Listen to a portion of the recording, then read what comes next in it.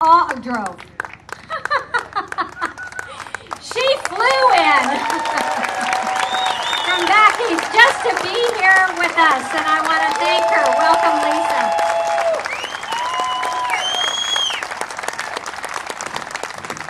Thank you for being here. Thank you for taking your time, your weekend. Thank you, Jenny, and for all of the volunteers who made this possible. Hello, hello, Sacramento. Hello, California. And hello, our beloved United States of America. As we gather here at historic McClellan Park, and I look at us, I am renewed with pride and optimism. We are a seed and a vision of true change and real hope. When I look out at all of us here today, I don't see black, white, or brown. I see red, white, and blue!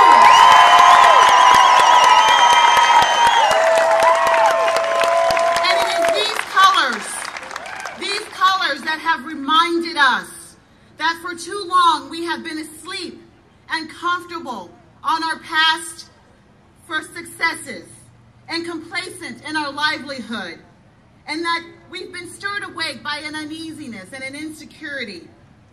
And that uneasiness and insecurity stems from the fact that while we were asleep, our government has fed on our passivity.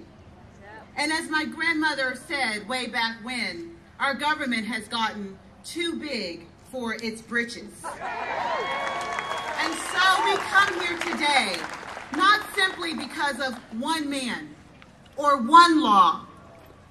We are not here because of one single event. We are here because our souls told us that we must be. A culmination of unfortunate events and false hopes have stirred in us a sense that we are the ones we have been waiting for. And we will no longer sit by in silence as our government spins our children into submission and taxes us into serfdom and slavery. And finally, we will no longer sit and cool our heels or wait for the one or anyone to tell us who we are and who we ought to be, what we cannot and can drink, eat, do, say, and drive.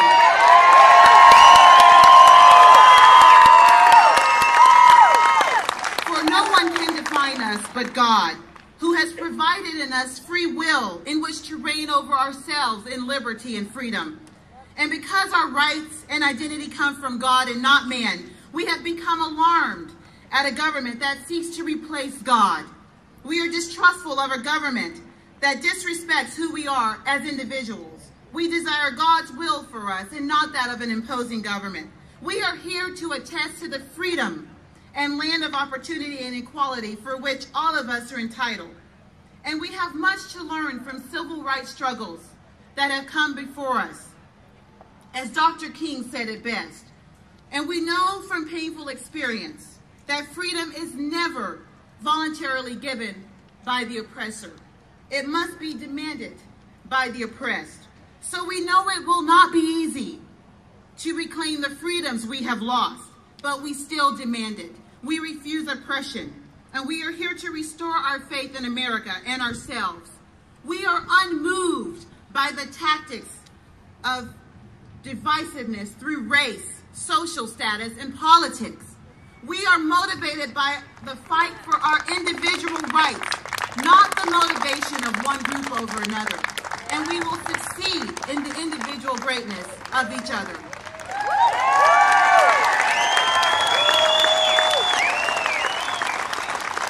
Where this Tea Party began, out of frustration of a bloated government and a cup runneth over in debt, let it continue forth as a restoration of truth, humanity, and grace. The truth is that we must restore America back to her greatness and her sisterhood and her humanity so that we can have faith in this country again.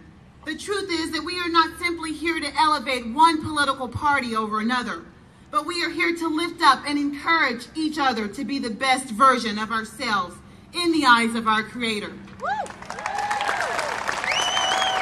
so it is with that we know that this greatness does not come from political leaders. This greatness is placed inherently in us by our Creator, and it is a simple philosophy of respect and responsibility.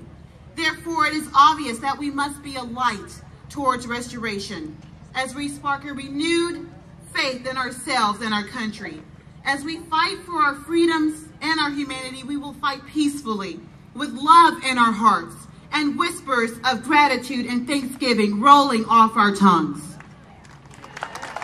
This restoration is a divine destiny of purpose and responsibility. Let us return back to our basic selves, to pursue life, liberty, and the pursuit of happiness. And as we close in our elections November 2nd, let every politician in every office, in every state, hear our voice and know our hearts. Wake up and smell the tea, because government will not be our God.